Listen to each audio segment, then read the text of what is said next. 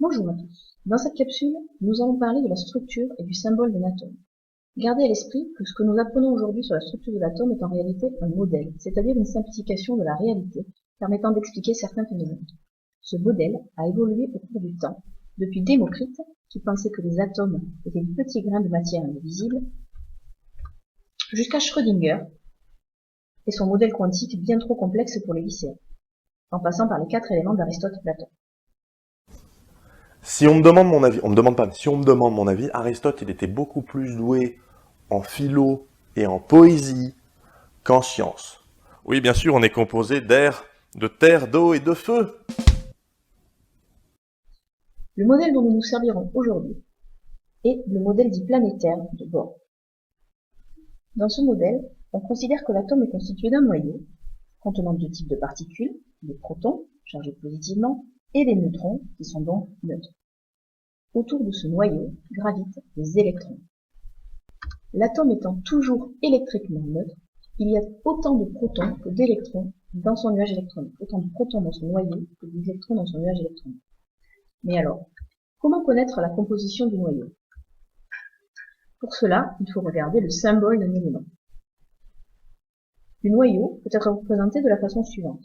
On lira C, 6, 12. Là où les lettres, représentées au centre, donnent le symbole de l'élément. La lettre en haut à gauche est appelée nombre de masse. Il représente le nombre total de nucléons, c'est-à-dire le nombre de protons plus de neutrons. La lettre en bas à gauche est appelée le numéro atomique. Il représente le nombre de protons dans le noyau.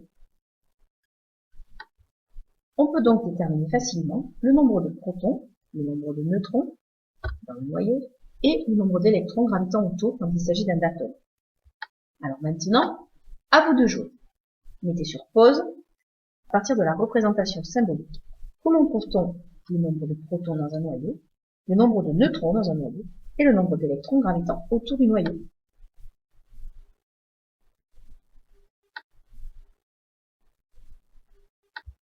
Vous avez réfléchi? Alors, pour le nombre de protons, eh bien c'est facile, il s'agit du numéro atomique. Le nombre de protons dans le noyau est donc Z. Le nombre de neutrons est égal au nombre total de nucléons moins le nombre de protons, soit A moins Z. L'atome étant électriquement neutre, pour retrouver le nombre d'électrons, on reprendra le même nombre que le nombre de protons, c'est-à-dire Z. Nous allons maintenant nous intéresser plus particulièrement aux électrons. Les électrons ne sont pas posés en vrac autour du noyau, mais organisés en couches. Chaque couche porte un nom. Chaque couche porte un nom, les lettres de l'alphabet, en commençant par la lettre K, comme dans Kern, le noyau en allemand. Chaque couche contient un nombre maximum d'électrons. 2 électrons pour la couche K, 8 électrons pour la couche L, et 18 pour la couche M, mais en seconde, on ne s'intéresse pas à des atomes ayant un numéro atomique supérieur à 20, donc on n'aura jamais à étudier des cas où la couche électronique M comporte plus de 8 électrons. La couche est saturée, c'est-à-dire pleine, lorsqu'elle contient son nombre maximal d'électrons. Les électrons remplissent progressivement des couches. D'abord la couche K, puis la couche L, et lorsque la couche L est remplie avec 8 électrons, les électrons se positionnent sur la couche M. Détaillons un exemple pour un atome contenant 8 électrons. Il aura alors 2 électrons sur la couche K et 4 électrons sur la couche L. Sa structure électronique sera donc dite K2L4 et sera écrite comme ceci. La couche électronique contenant des électrons est située le plus loin du noyau est appelée la couche externe. Dans notre cas, la couche L. Les autres couches électroniques seront appelées des couches internes.